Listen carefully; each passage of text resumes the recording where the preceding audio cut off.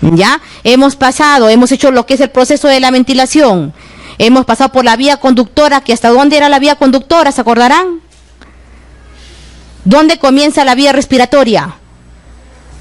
Bronquiolo respiratorio, ahí. No, respiratoria, bronquiolo respiratorio. Entonces, hemos pasado la vía conductora, bronquiolo respiratorio, acinos, hemos llegado a los alvéolos, se ha hecho el proceso de difusión, ha entrado el oxígeno, ha salido correctamente el CO2, muy bien, no ha habido ninguna alteración acá en lo que es la barrera hematogaseosa, todo correcto, ha habido un correcto flujo sanguíneo, todo eso tiene que involucrar para que haya una correcta difusión también.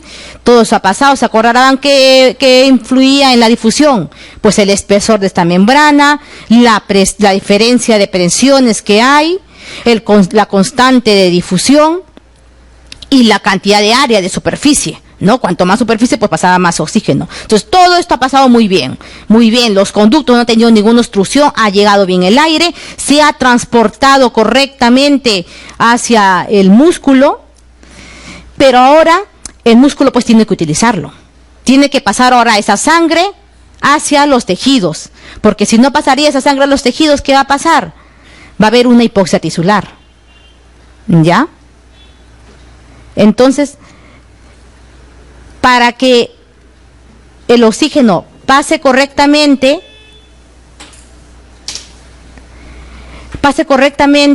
al músculo, en este caso al músculo, para que sea utilizado y el músculo pueda moverse, pues tiene que haber una adecuada presión de oxígeno, tiene que haber, obviamente, ¿qué transportaba el oxígeno? Más la hemoglobina, ¿no? Tiene que haber adecuada cantidad de hemoglobina, y tiene que haber, obviamente, el flujo sanguíneo, si no, ¿cómo va a llegar acá? ¿En qué carrito llega? Y aparte, una vez que si todo esto funciona, pero si el músculo no puede utilizar el oxígeno, también esa sería otra causa de hipoxia tisular. Entonces, ¿qué pasa si tenemos una disminución de la presión de oxígeno? Habría lo que es una hipoxia hipóxica, ¿no? Recordarán ese término, hipoxia hipóxica. Por ejemplo, en el EPOC, cuando vas a la altura hay una disminución de la presión de oxígeno, si hay una alteración de la ventilación perfusión, pues también va a haber una hipoxia, va a haber una disminución de la presión de oxígeno que va a llegar acá. Todo esto se convertiría en causa de hipoxia hipóxica. ¿Por qué? Porque la presión de oxígeno ha disminuido. Ahora, ¿qué pasaría si pues no tengo hemoglobina? Entonces va a pasar lo que es, la llamada hipoxia anémica, que como su mismo nombre lo dice, no voy a tener ese transportador. Entonces, ¿cómo me va a llegar el oxígeno acá? Al músculo. Ahora, ¿qué pasa si mis carriles donde van los vasos sanguíneos, pues también están alterados? Tampoco me va a llegar el oxígeno acá al músculo. Entonces va a haber esto lo que es la llamada la hipoxia circulatoria.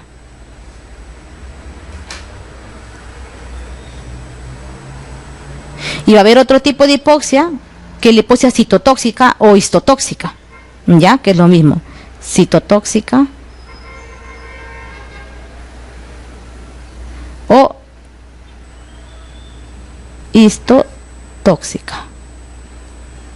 Entonces, recordemos, en la primera había menor cantidad de presión de oxígeno en alguna enfermedad pulmonar, alteración, ventilación, perfusión, un EPOC, etcétera.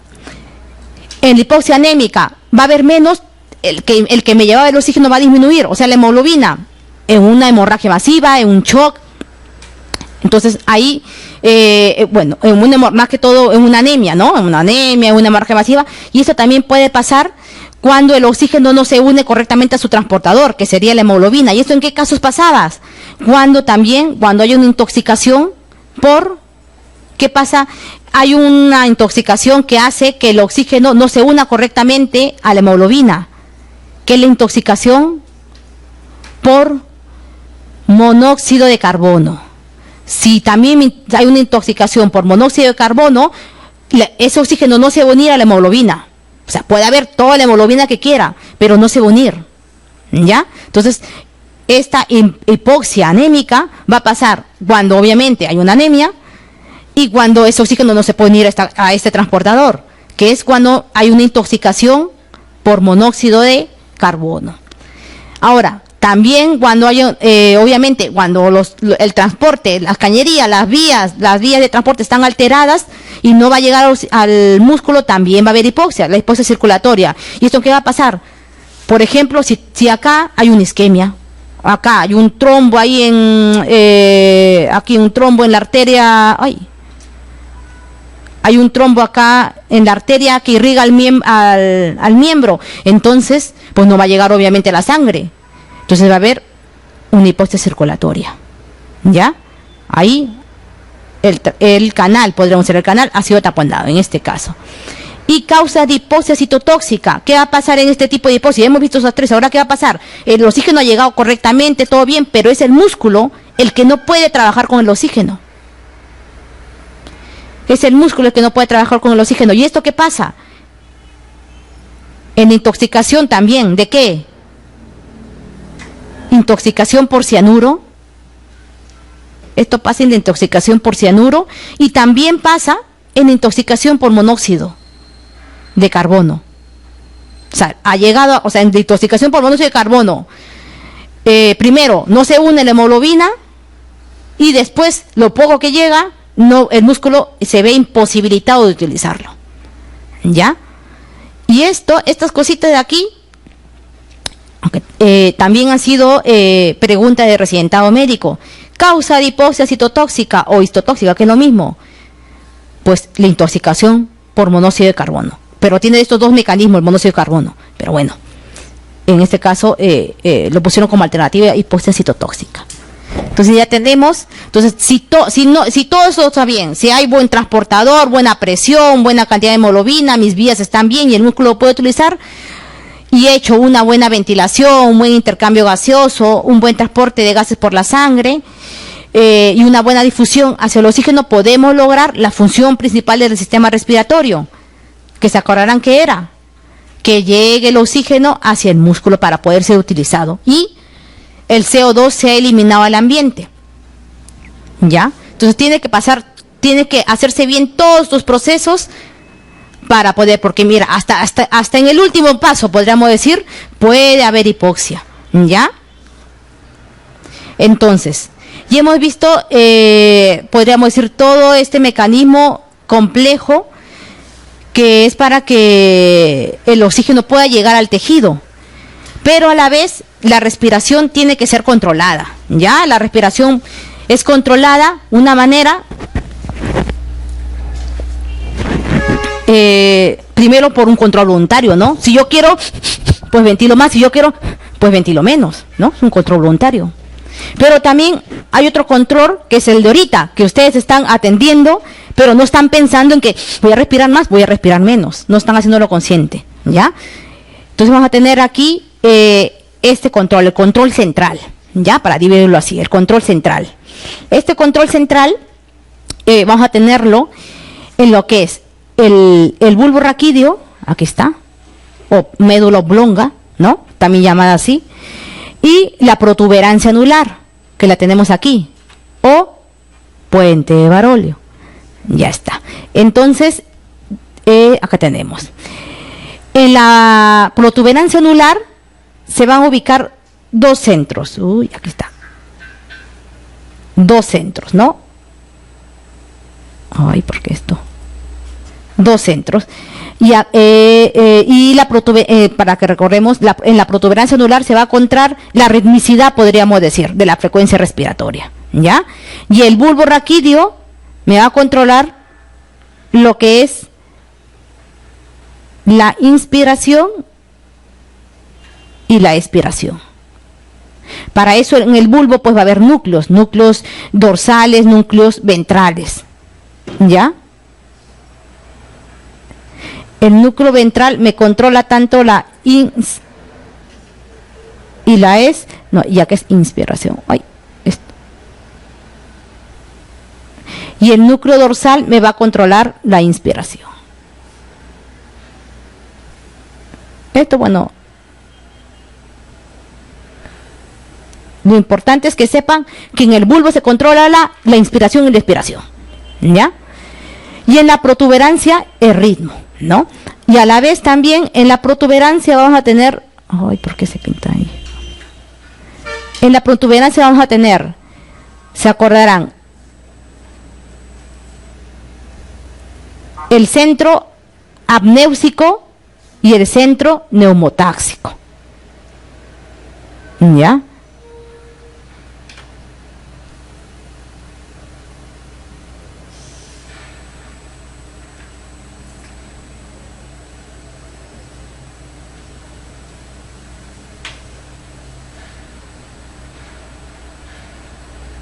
El centro apnéusico y centro neumotáxico. Ya, este está más superior y está un poco en el núcleo inferior. Pero bueno, ya. Es importante que, bueno, que sepan que acá están los dos centros. Ya. Estos van a controlar la ritmicidad. Entonces, ¿qué pasa con el centro neumotáxico? El centro neumotáxico, cuando acá tenemos, por ejemplo, cuando el núcleo dorsal comienza con el estímulo te dice al cerebro, bueno, le dice, mejor dicho, a través de sus fibras eferentes que van al diafragma, vamos a inspirar, le dice, el diafragma va a comenzar a bajar, comienza la inspiración, hay una rampa, ¿no? Inspira y expiras. Entonces, ¿qué va a hacer el centro neumotáxico? Va a cortar la inspiración, ¿ya? El centro neumotáxico acorta el tiempo inspiratorio. El tiempo inspiratorio lo acorta. Entonces, si acorta el tiempo inspiratorio, ¿qué va a pasar? ¿Qué pasa si se acorta el tiempo inspiratorio? Aumenta la frecuencia cardíaca. Obviamente. Para que se acuerden, neumotáxico, me lo dijo un compañero, neumotáxico viene de neumonía. ¿Qué pasa en la neumonía? Pues estás hiperventilando. Entonces, recuerden, el centro neumotáxico acorta el tiempo inspiratorio, ¿ya? Entonces, el centro amnésico va a hacer lo contrario. El centro amnésico va a prolongar la rampa inspiratoria hasta a veces más de 15 segundos, ¿ya? Prolonga el tiempo inspiratorio. Por lo tanto, aquí va a haber bradipnia, va a disminuir la frecuencia respiratoria. De apnea, ¿no? Viene de ahí de apnea, de ya dejar de respirar, ¿no? Entonces, recordar. Entonces,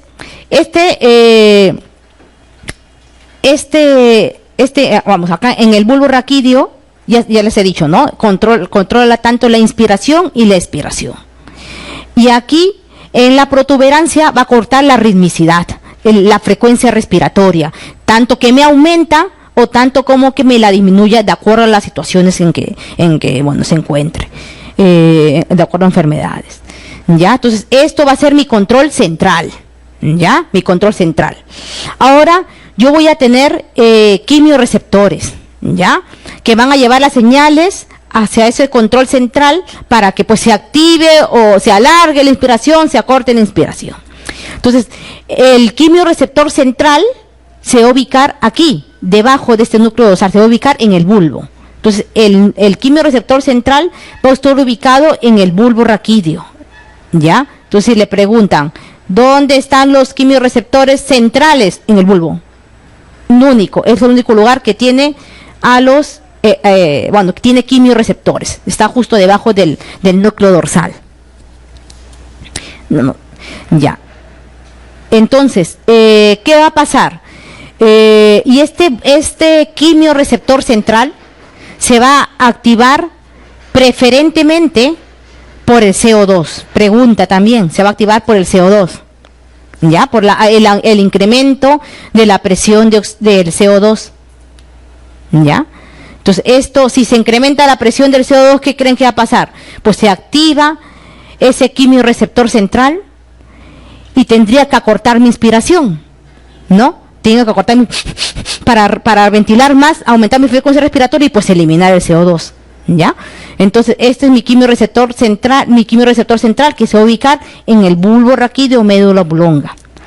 En menor, también es estimulada por el hidrógeno, pero principalmente por el CO2. Ahora, ustedes recordarán pues que, bueno, para llegar hasta acá tiene que pasar, obviamente, si aumentan los niveles aquí, a nivel alveolar, los niveles de CO2, luego va a tener que pasar esto a la circulación, y de la circulación va a tener que pasar la barrera hematoencefálica, y de ahí llegar, obviamente, hacia el bulbo raquídeo, ¿no? Ese aumento de CO2, pero el CO2 no pasa a la barrera hematoencefálica. El que pasa rápidamente la barrera hematoencefálica va a ser el hidrógeno, ¿ya? Cuando el hidrógeno pasa a la barrera hematoencefálica, ¿cómo se llama? Luego, ¿se acordarán de la diapositiva anterior que hacíamos una ecuación que era, partíamos de CO2 y terminábamos en ¿qué? En ion bicarbonato e hidrógeno, ¿no? ¿Se acordarán? Entonces, lo mismo va a pasar, bueno, al revés, mejor dicho, cuando ya haya pasado ese hidrógeno la barrera hematoencefálica, porque recordarán que les dije que el quimioreceptor central detecta el CO2 principalmente. Entonces, ese hidrógeno, ¿qué va a pasar? Se va a convertir en, siguiendo bueno, si hacemos esa ecuación, vamos en retroceso, llegábamos al CO2. ¿No? Es por eso que detecta, por eso que dice que el quimioreceptor central detecta principalmente el CO2. Pero no es el CO2, podríamos decir, el que está acá, sino es el hidrógeno que ha pasado a la barrera hematoencefálica y que adentro de la barrera hematoencefálica se ha combinado pues con bicarbonato, ha hecho la operación inversa y se ha convertido, mejor dicho, en CO2. Y ese es el que detecta este quimioreceptor central. Y eso les digo, ¿por qué? Porque, por ejemplo, este receptor central es muy sensible, a diferencia del receptor periférico. Bastan pequeñas modificaciones de hidrógeno, de CO2, para que se active, ¿ya? Para que modifiquemos la respiración. Basta pequeñas concentraciones. A diferencia del quimioreceptor periférico, que tengo que tener una gran variación, una gran caída, mejor dicho, de oxígeno para activar mi estímulo ventilatorio, ¿ya? El quimioreceptor periférico normalmente se activa cuando la presión de CO2 está por debajo de 70, por debajo de 60 se activa más rápidamente, pero por debajo de 70 se activa. En cambio aquí aumenta un poco el hidrógeno, modifica muy poco el pH y automáticamente se activa el bulbo raquídeo para estimular la respiración. Es por eso que en personas que no tienen ninguna patología, el principal estimulador el principal control de la respiración va a estar a cargo del CO2. Es por eso. Porque si no tendríamos que llegar hasta oxígeno de 60 para recién comenzar a estimular la ventilación. Entonces, por eso, en cambio, con CO2, pequeñas variaciones ya automáticamente estimula la ventilación, ¿ya? Ahora, hemos dicho que este quimioreceptor central va a estar acá en el bulbo, ¿no? Acá están los quimioreceptores centrales, en el bulbo. ¿Dónde se ubicarán los quimioreceptores periféricos? Pues tenemos dos ubicaciones, principalmente. Aquí. El cuerpo aórtico. Y acá. En los senos carotídeos, seno aórtico, acá carotídeo. Los cuerpos carotídeos. Estos van a ser nuestros principales quimioreceptores periféricos. Y entonces, si el central detectaba el CO2, el periférico, el oxígeno. ¿Ya? El periférico va a detectar principalmente también va a detectar el CO2, también, pero principalmente va a detectar el oxígeno, los receptores periféricos, tanto el cuerpo aórtico como el cuerpo carotídeo, ¿ya? Ambos detectan el oxígeno. También detectan la caída de CO2. Bueno, el carotídeo no. El carotídeo no detecta la alteración del pH, que digo, ¿ya? Pero los periféricos van a detectar los dos, pero principalmente la caída. Pero como les dije, este quimioreceptor es, podríamos decir, menos sensible que este central, ¿ya? Tiene que caer la presión de oxígeno menos de 70 para comenzar a activarse. Y ya menos de 60 se activa rápidamente, ¿ya? Entonces, Esto es importante recordar. ¿Por qué? Porque por esta razón es de que nosotros trabajamos en base, o sea, las personas normales trabajamos, nuestro regulador va a ser el dióxido de carbono, ¿ya? En cambio, pero que, bueno, esto como ya les dije, es detectado en el centro, en el bulbo raquídeo, que no está el quimioreceptor central, detecta la elevación del CO2, o sea, un pH ácido, entonces rápidamente va a estimular el de aquí del bulbo. Si tiene vías aferentes, obviamente va a tener vías eferentes. ¿Y cuál creen que va a ser esa vía eferente? El que hemos visto en la clase pasada, el músculo principal del todo es el diafragma. Obviamente la vía eferente, que es a través del nervio frénico, que va a ir hasta el diafragma, va a ser su vía eferente. Entonces detecta, acá, por ejemplo, tenemos aquí el dibujito, que lo vamos a explicar acá. Tenemos que el CO2, por ejemplo, el CO2 está aumentado, comienza a aumentar el CO2,